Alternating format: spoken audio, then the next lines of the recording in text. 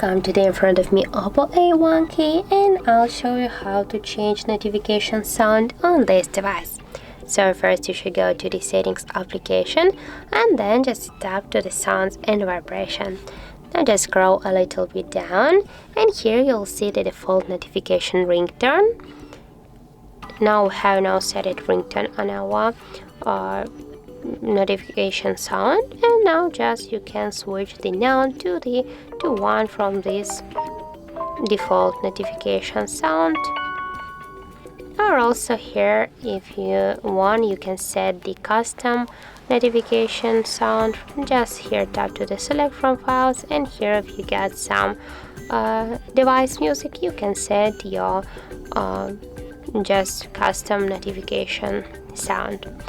And now just to see the changes, go back to the sounds settings, and here as can you see we got now just change it notification sound to the stars one. So that's how it looks. If you find this video helpful, remember to leave a like, comment and subscribe our channel.